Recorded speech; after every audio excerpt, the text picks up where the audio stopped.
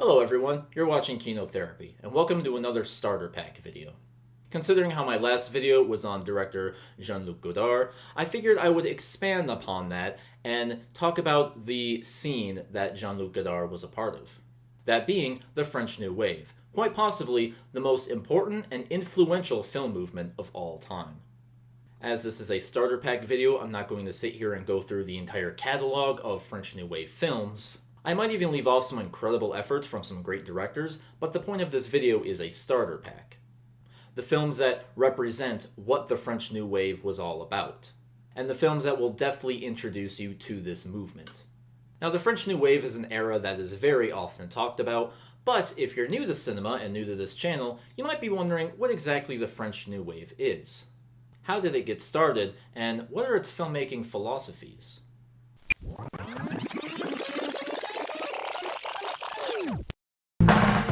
The origins of the French New Wave can perhaps be traced back to the film magazine Cahiers du Cinéma, a French film journal filled with reviews and essays. The magazine's staff were as passionate about cinema as they were hard on it. They were highly critical of Hollywood escapist films and the French melodramas coming out in their own country. Their essays often spoke about pure cinema and the potential that movies had that few ever reached. Despite their criticisms, the Cahiers du Cinéma team actually admired Hollywood noirs more than French films. The films of Alfred Hitchcock, Billy Wilder, Nicholas Ray, Howard Hawks, John Huston presented a more realistic, cynical worldview, which greatly countered a lot of the films coming out in the post-war 50s. Eventually, many of the writers got so fed up with the state of cinema that they decided to become filmmakers themselves. You know how people say things to critics like, well, why don't you make a movie? Or, making a movie is hard, you should try it. Well, that's just what the critics of Cahiers du Cinéma did. They stood up and completely changed cinema and the way we watch movies. The first distinct trait of French New Wave films is their noticeably low budget. Sure, independent films are easy to make now, where we can make movies entirely on our phones. But back then, their phones had to be plugged into the wall, and they didn't have cameras. Therefore, the directors had to resort to buying portable Super 8 cameras. These 8mm and 16mm cameras weren't exactly built for movie making though. In order to present these films on screen, the directors often had to modify the film strips themselves, in order to make the reels 24 frames per second. Additionally, these cameras couldn't record sound, so there was no way to sync the audio accurately. Many of the films simply had the actors dub over their lines. Much of the dialogue was improvisational anyway. Sometimes scripts were written the day of shooting. Even if the voices didn't match the lip movements or seemed disembodied, that was all part of the charm. Rather than try and cover up their flaws, the French filmmakers embraced their low budget. With time, we've had films that have looked intentionally cheaper and cheaper, but for the late 50s and 60s, this style was unheard of. Audiences were taken aback by the pure, raw style they saw. Films were often shot on location without sets. Cameras were often handheld, but even if there weren't, there was always a roughness to the shots in the films. An artist to cite for this attitude is perhaps the playwright Bertolt Brecht. Brecht's philosophy gave way to the term Brechtian, in which he intentionally alienated his viewers from the illusion of the narrative. With the French New Wave, these directors were constantly reminding the audience that they were in fact watching a film. Now don't be mistaken, despite some of these films' scrappy aesthetics, these directors still had a good understanding of technical skills. The picture may not be pristine, but the shots were intentional and purposeful, whether that be cluing us in on a character's internal struggles, or simply adding to the gritty vibe of the film. Editing was completely turned upside down. While directors like Jean-Luc Godard was known for his jump cuts, Alain René's use of rhythmic, tonal, or intellectual cutting. These films were highly experimental, but they were playful at the same time, often breaking the rules in a tongue-in-cheek way, letting the audience in on the joke. There's a scene in Jean-Luc Godard's Band of Outsiders, in which the characters decide to sit in silence for a full minute. Not only do the characters go silent, but the film does too. The white noise, the background, the chatter of extras, it all goes completely silent. The content of a French New Wave film could be whatever you wanted. Many of them were philosophical, debating human existence and Marxist politics.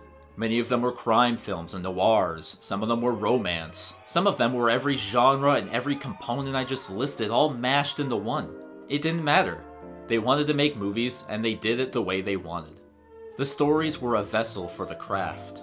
If there's one quick term to describe the French New Wave, it's rule-breaking. Cinema was supposed to be an upscale art form, ambitious and grandiose. The French New Wave turned that on its head and brought filmmaking to the people. People all over the world were inspired to pick up a camera and make their own movies. It didn't have to be to the standards of Hollywood or the mainstream studio of their country. People realized they could make their art the way they wanted to, without the restrictions of rules or standards. Additionally, the French New Wave was a high proponent of auteur theory. It takes a lot of people to make a film. The studio system often had a writer write a script, and then bring in a director to direct that script. The French New Wave renegades decided that filmmakers should have complete control over their works and be authors, whether that be just writer or director, or whether you were also cameraman, editor, musician, actor, whatever. That the production should be a result of the creator's vision. Rather than it going through a system of multiple cooks, an artist could now make a movie from their soul. You can find traces of independent auteur or experimental filmmakers before the French New Wave. The success of these films took the world by storm. They showed that art house films didn't have to be a niche thing. Not only could it be enjoyed by every human on Earth, but it demonstrated the way films should be made. Even in Hollywood during the late 60s and 70s, many of the most successful directors were highly inspired by the French New Wave. Its lasting impact can be seen on the independent boom we had in the 80s and 90s. It's an understatement to say that the French New Wave changed cinema. It's why it's often considered to be the most important film movement of all time. I apologize if I'm leaning too much into hype or hyperbole, but you can't undersell this movement. Even if these films don't connect with everybody nowadays, you have to respect its groundbreaking contributions. The French New Wave, the bold, underground film movement that broke all the rules of cinema because they loved it so much. Now that you're all caught up, let's dive right into it. This is the French New Wave Film Starter Pack. First up, we have Breathless, directed by Jean-Luc Godard. I talked about Breathless extensively in my Godard video, so I won't linger on it too much here, but Breathless is pretty much the quintessential French New Wave film. It's not the first, mind you, but it is the one that harnesses the most distinct aesthetics that would come to define the French New Wave. Godard employed a very strong cinema verite style, with his handheld camera, just shooting the authentic streets of Paris, shooting people. It was very heavy on improv and dialogue. The jump cut editing was revolutionary for the time. Now, this film might divide some audiences. It may not connect to people nowadays as much as it did back then, because it is such an influential film. But also, it's a very unique film. It's not a film that one can easily attach themselves to emotionally, but that's not exactly the point. The story is fairly weak, yet this film still manages to be immersive, just in its unique shooting style. The plot is ostensibly about a killer criminal and his girlfriend, but the film very much meanders and just sort of does whatever it wants. In the middle of the film, there's an extensive 30-minute scene in which the two main characters are just talking about whatever. They're just talking about philosophy and art and sex and their lives. Now, you could argue that this doesn't really add anything to the plot, but that's not something Godard was concerned with. Again, it really just embodies that free-spiritedness that the French New Wave was all about. He just wanted a long dialogue scene, so he just put it in his movie. He didn't care. And there is something admirable about that, even if you don't exactly meld with the film. The film was actually based on a script by François Truffaut and Claude Chabrol, two directors who I'll get to in a second. And it's very interesting how Godard took this story, this crime story, and he very much made it his own thing. It really does show the true power of directors when they can take a script and do something with it that no other director would have thought to do. Again, it's very Brechtian in its style, very much shattering the illusion that films typically try to cast over its viewers. The characters in the film sort of act as if they are in a movie, and in that sense the film sort of feels real and unreal at the same time, like in this strange limbo. This is a film I've come to respect a lot more in the meantime. I absolutely love the indie aesthetic. There is something so infectious about the DIY ethic that is employed in this film. It is very low budget, but that's what people like about it. That Godard didn't worry about the limitations or restrictions of a low budget or no sets, and he just made a movie. 1 year earlier, in 1959, François Truffaut released The 400 Blows. The film stars 12-year-old Jean-Pierre Laude as a boy named Antoine, and the first film in the Antoine series. Jean-Pierre Laude became an icon of French cinema, and cinema as a whole. It's really cool if you have like a Jean-Pierre Laude marathon where you can watch him grow up from a young boy to an old man. You can literally watch this person grow in cinema.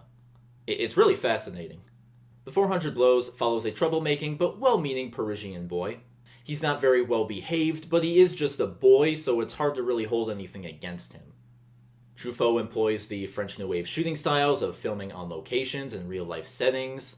It almost feels sort of neo-realistic, as the plot isn't very strong either. We just sort of follow this character in his life. We see his relationship with his parents. He has good moments and bad moments. And the good moments, juxtaposition with the bad moments, somehow make them so much more harder to watch, because we see the bond that can grow between these people, but just sadly doesn't. Antoine doesn't have a lot of guidance, and you still admire him. You admire his spirit in a way. But suddenly there is this rude awakening into adulthood. There's a brilliant shot, which I won't spoil. It's not the final shot, which some of you might be thinking of. It's a different shot. A shot when Antoine fully realizes that he's way over his head, that he's turned in his bargaining chip for adulthood, and he can't go back. It is tragic in that way because he didn't really have a lot of guidance in his life. He just sort of took everything for granted like a kid, and then suddenly his world just comes crashing down. The film is semi-autobiographical to Truffaut's childhood, as he is stated, and it concludes in one of the most iconic final shots of all time, one that has been homaged plenty of times, at least from my perspective, at least from what I've seen. The 400 Blows was the first gritty look at childhood. We've had a lot of those come out since, a la Harmony Korine or Larry Clark. The 400 Blows really does portray that tragic side of childhood that wasn't explored often at this time. It is a very powerful character study and is one that you can easily sympathize with. Despite this character not being perfect, and again a little mischievous and a little delinquent, he is still just a kid and he really doesn't mean any harm. Another Truffaut film that seems appropriate to recommend is Jules and Jim. Now, my two favorite Truffaut films are Shoot the Piano Player and Day for Night, but if I had to pick the one that most represented the French New Wave, I would have to go with Jules and Jim, even though I'm not quite big on the film. The story about a love triangle can get a little trite and repetitive. However, that hasn't stopped a lot of people from really loving this film. The film centers on Jules and Jim, who are two best friends, and they are in love with the same woman. The film runs over the course of a few years, sort of depicting their ups and downs in their relationship. The acting is all very good, and again, Truffaut shoots this film in sort of the laid-back DIY French New Wave style. And I think that helps to make this love triangle story feel more real, and not so melodramatic like a Hollywood blockbuster. You do find a lot of beauty in these characters and their motivations, but it's also quite sad in the fact that they keep, breaking each other's hearts and abandoning and reuniting with each other. All three of these characters love each other, but they don't want to all be together. Like, you're all just polyamorous. Just be polyamorous. I don't know why. I mean, that didn't exist at the time, but, While this isn't a film I'm crazy about, I do acknowledge that it is a beautiful and sad film. So yeah, check out François Truffaut's films, and check out Jules and Jim. Up next, we have Celine and Julie Go Boating, directed by Jacques Rivette. Jacques Rivette came a little bit later than the other filmmakers in the French New Wave, at least in the overall time frame. And he had this obsession with performance and rehearsals and artists. His most famous film is the behemoth Out One, a 12-hour-long movie, which I certainly won't recommend to any beginners, don't worry. He also has the film Paris Belongs to Us, which sort of feels like a rehearsal for Out One in a way. Celine and Julie Go Boating seems to emphasize performances, or at least roles and fantasy. There's a couple scenes of the two main characters sort of swapping places. The overall story involves these two girls trying to unravel a mystery about a mysterious house and the past. It is a film that deals a lot with magic, yet it is shot in a very static, realistic kind of way. Very much doing a fairly well job at blending realism and fantasy together. It's a very magical film, which is why so many people enjoy it a lot. There's references to literature like Lewis Carroll or Balzac. Yeah, Rivette was obsessed with the philosophy of reality, and he explores that very thoroughly in this film, and very entertainingly also. So yeah, Celine and Julie is a magical, very fun film. Check it out. Up next we have Les Beaux Serges, directed by Claude Chabrol. Now it's no secret that the French New Wave directors were inspired by Hollywood thrillers, but none more so than Claude Chabrol. You can very easily see the influences of Hitchcock or Nicholas Ray proudly being worn on his sleeves. With that said, Les Beaux Serges is more of a drama than a thriller, yet still explores a lot of dark aspects of humanity. It takes place in this quaint little village, which really grounds the film, and in a way that makes it sort of more disturbing. We have this civilized white knight character that shows up in this village, and he tries to help his alcoholic, bitter friend to sort of redeem himself and be a better person. Yet at the same time, this protagonist is not a perfect person either. He's kind of a creep. He sort of has this god complex. Les Beaux Serges really does capture that cynicism that noirs were all about, and brazenly traverses the ugliest parts of the human condition. Out of all the films I'm recommending, this is probably the most upscale of them, despite the fact it does take place in a little village. There is some really good production value to the film. Yet as far as the content and the subject matter, the film really doesn't hold back, which is, something that the French New Wave directors wanted to hamper down on. They wanted to not shy away like a lot of other French films or American films would do. So yeah, Les Beaux Serges is probably Claude Chabrol's best film. Highly recommend it. It's invigorating, but it's also intriguing. Up next, we have My Night at Maud's, directed by Éric Rohmer. Rohmer is known for making a lot of series, for instance, The Six Morale Tales, which this film is a part of, also the Seasons series. People draw comparisons to him and modern filmmaker Hong Sang-soo in Korea. Éric Rohmer's films are simple, but a better word would be to describe it as natural, observing human nature in its most naturalistic behavior. By doing this, Rohmer manages to explore human emotions on a deeply philosophical level, and he does it all in a very reframed and unindulgent sort of way. My favorite Rohmer film would probably be My Night at Maud's. This film centers on a very serious and Catholic man who has an encounter with a woman named Maud. The relationship he has with Maud is very powerful. It's not even a romantic one. There are hints and implications that there is a romance sparking between them, but this is not a conventional relationship in any way. I absolutely love the dialogues that these two characters have with each other. They talk about love and sex, but they talk about life and, responsibility as well. The dynamics of marriage and commitment and the boundaries of love, if there are any boundaries to love.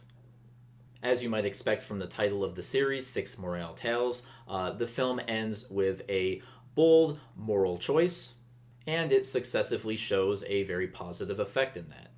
Again, My Night at Maud's just feels very natural and organic. It's about sort of accepting these things and not, lingering on tangents or jealousies or grievances. Perhaps our minds and our forethoughts are natural. Perhaps knowing when to stop and when to go are the most powerful parts of human nature. The characters are all in better places by the end of the film because they just simply accept. My Night at Maud's is a very beautiful and perplexing film. It has a lot to say, but it does it all in a very languid presentation. Now we're moving into what is called the Left Bank films. These films weren't technically French New Wave, but they were similar enough to often be categorized as French New Wave and came out around the same time. Many of the French New Wave directors had admirations for the Left Bank directors, and the content of the films were similar enough to be explored. And personally, I might actually like Left Bank a little more than French New Wave. First film I want to mention is Last Year at Marienbad, directed by Alain Resnais. Last Year at Marienbad is definitely the most high concept out of these films. Its pacing, its sweeping camera shots, its euphoric atmosphere. The film takes place primarily in memory, not just mind, but memory. The film is about a character trying to remember last year at Marienbad, if he met this woman or if he didn't. As we traverse these halls, the film casts a spell over us, and we are intrinsically put in a daze. There's a lot of sharp angles and potent images, the editing is top-notch. Alain Resnais actually used to be an editor before he ventured into filmmaking, so it makes perfect sense why this film has just this strong sense of rhythm and really gets you into this zone. Last Year at Marienbad is a philosophical tone poem and is one of the best French films of all time. It is such an oniric film to sit through and enjoy. It's a film that can't be described and must be experienced. So I'm going to stop talking about it and just tell you to go watch it. I have another Alain Resnais film called Hiroshima Mon Amour, which is definitely my favorite Resnais film. One can easily see a lot of similarities between this and Last Year at Marienbad. For instance, the sharp images, the rhythmic editing, the overall dreamlike style of this film. Its philosophy on memory and time. The story is semi-metaphorical, featuring a French woman having a love affair with a Japanese man. These characters are reeling from guilt and despair, and they really struggle to try and move on. They have difficulty facing the chaos of post-war trauma. How do we move on? How do we move on from all this destruction and death and these grotesque displays of human power? The answer, as cliché as it might be, is love. And that's represented through these people's relationship. Again, Hiroshima Mon Amour feels very much like a tone poem. There are so many images from this film that are burned into my memory. They are just so beautiful. The way the camera glides over these bodies like landscapes covered in shadows and sweat and little details. It is an absolutely spellbinding film and an enlightening film. It is about how the grand scheme of the world relates to the individual. The internal as it relates to the external. And it does that in one of the most beautiful ways it possibly can. So please watch Hiroshima Mon Amour, you're gonna love it. Up next we have Cléo from 5 to 7, directed by Agnes Varda. Agnes Varda is one of my favorite filmmakers of all time. Pretty much everything she has made is always interesting. I love many of her films around this time, such as Le Point de Court, Le Bonheur, Vagabond. What is often called her best film, though, is Cléo from 5 to 7. This film perfectly demonstrates how Varda limits herself, but also experiments in that limitation. Cléo from 5 to 7 follows a couple hours in the life of a singer. Despite the limited time, we get to know this character as the character starts to rediscover herself. Cléo is a singer who is on edge because she believes she might have cancer and is waiting for the test results. The film just sort of meanders through these couple hours in her life, yet all these scenes are so beautiful and serendipitous, and they really exemplify her personality. Not only that, it is a very strong feminist film and perfectly deconstructs how society builds this facade around her. Over the course of the film, Cléo starts to shed that mask and that skin that's been made for her. She starts to enjoy things that she enjoys and acts the way she wants to act. There is a brilliant use of music in two scenes featuring her with a couple men who she may or may not have feelings for. But it is a brilliant use of moods and superficiality and really drives home the theme of, the facade that women have to wear. The film is highly fluent in visual language and has a great use of symbology throughout. There's brilliant camera work, again, feeling French New Wave in the sort of cinema verite style. Yet certain cinematography choices are so much more blatant. Great use of lighting and close-ups and even camera movements from time to time. There's even a little bonus film, a little bonus short film in this movie. It's kind of like a silent comedy starring Jean-Luc Godard and Anna Karina. So yeah, that was a treat. And I love just how, all these French filmmakers, they were all friends and they all worked with each other and helped each other on their own projects. It's so delightful to see. Cléo from 5 to 7, definitely one of the best French films ever made. An incredible, intricate look at identity and femininity and the roles that society gives to us. It is a perfect movie. Please watch anything by Agnes Varda, and definitely watch Cléo from 5 to 7. Following that up, we have The Umbrellas of Cherbourg, directed by Jacques Demy, the husband of Agnes Varda. Most of the French New Wave filmmakers were inspired by Hollywood noirs. Jacques Demy was more inspired by Hollywood musicals and Technicolor fantasy rides. Personally, I prefer The Girls of Rochefort, but The Umbrellas of Cherbourg is much more idiosyncratic, despite taking a lot of influence from Hollywood musicals. The Umbrellas of Cherbourg doesn't pretend to be anything it's not. It completely embraces the excessive phoniness of Hollywood musicals. The colors are intrusively vibrant, and the characters don't sing songs, they sing the entire duration of the film. They sing their dialogue. Now, if you're not a fan of musicals, that can be an annoying choice, but this film works as an homage to those kind of movies. The romance and the hope of those films. It's kind of an ode to music and how it can reflect heartbreak and separation, and somehow convey it to make it beautiful. It is not only an exercise in excessiveness, but I feel like it is an homage to excessiveness. And perhaps we can still celebrate parts of humanity even in that exuberant style. The Umbrellas of Cherbourg is an innocent and wonderful film. A lot of people absolutely adore it. And it's easy to see why. It's a very infectiously delightful movie.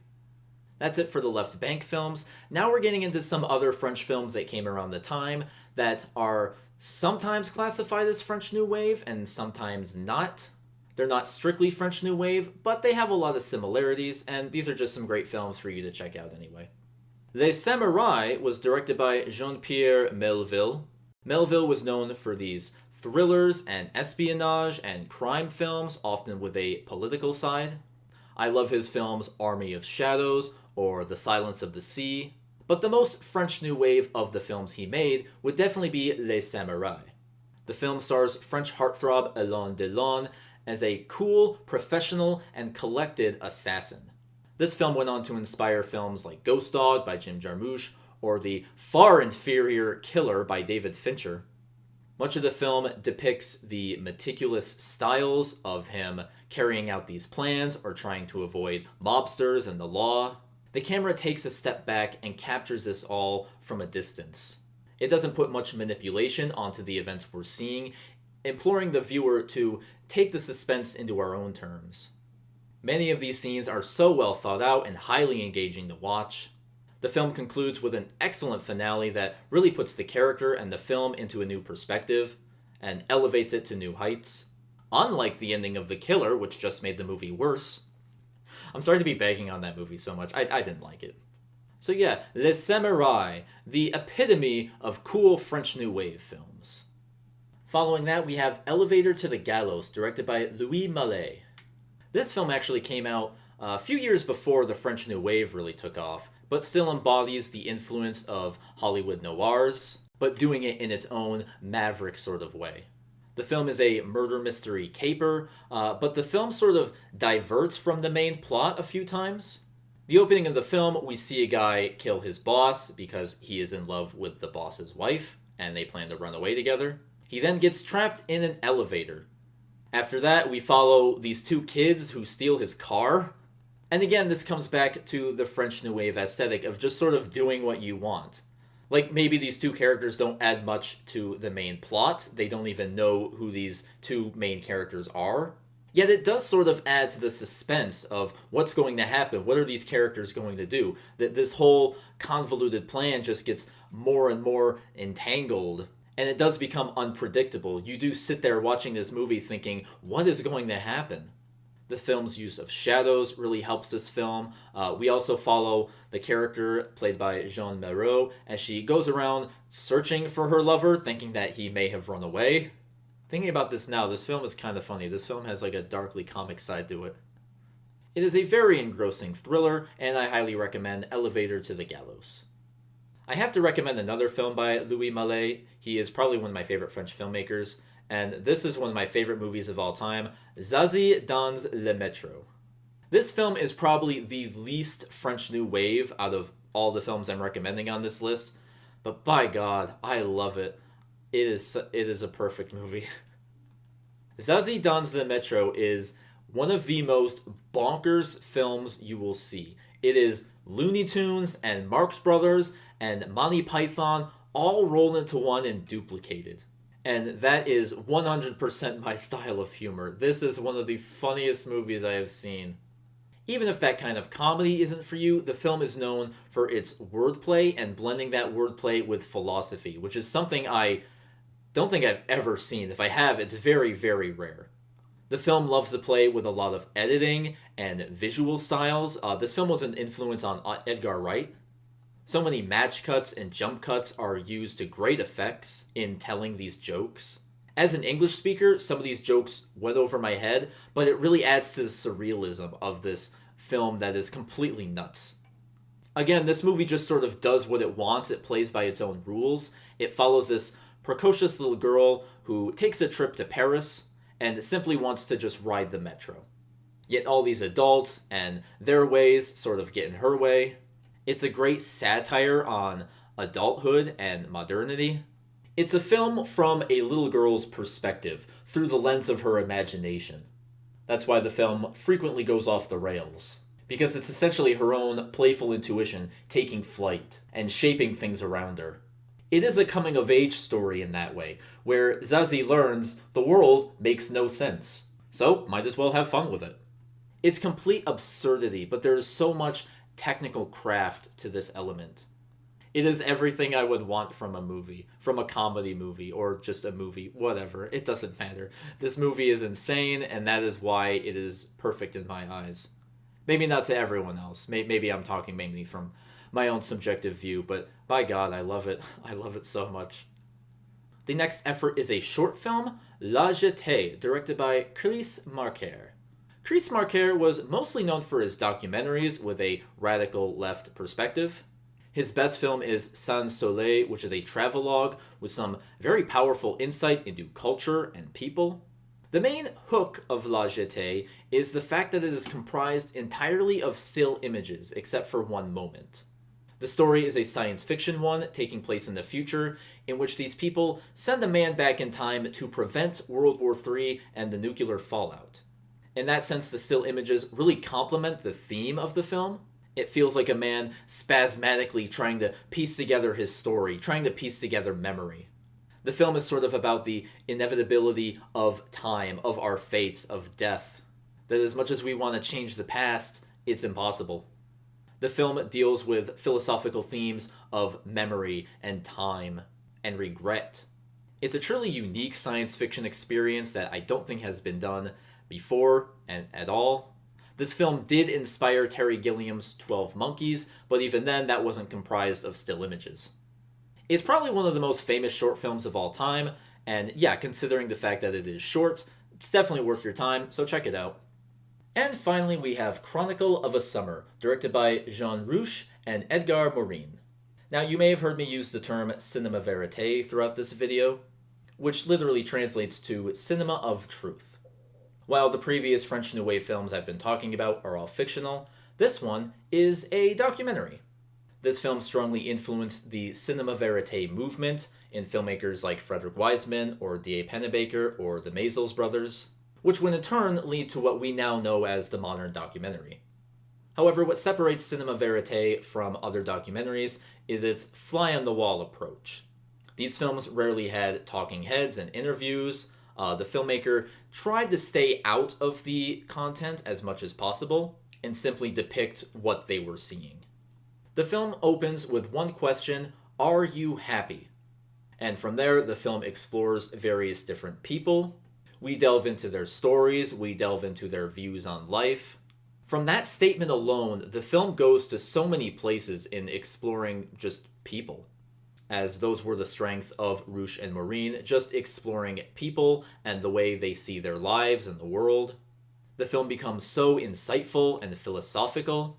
The film even questions the concept of truth and the concept of this film.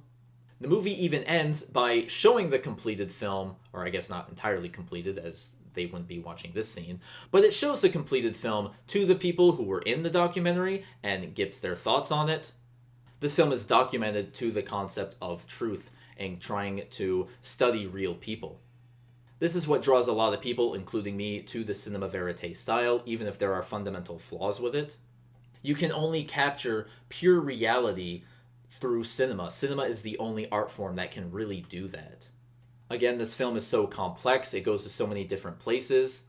It is tender in the way it explores people, yet it is also expansive in its philosophy on truth. It is a very important film in the field of documentary and, of course, cinema verite.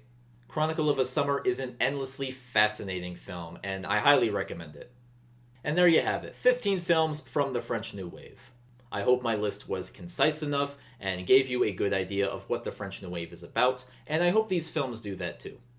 Obviously, there's a lot of great films from these directors that I left out, but again, it's a starter pack. This is just an introduction. If you are interested in more French New Wave films, please check out more films by these filmmakers. The Criterion Channel has an excellent collection of tons and tons of films that came out around France at this time. Thank you all so much for watching. Let me know what your favorite French New Wave film is. Let me know if there's an essential film I left off that I should have included anyway. If you want to see more videos on cinema history, please subscribe, like, share, thumb the bell. Thank you all so much for watching Kinotherapy, and I will see you in the next video. Take care.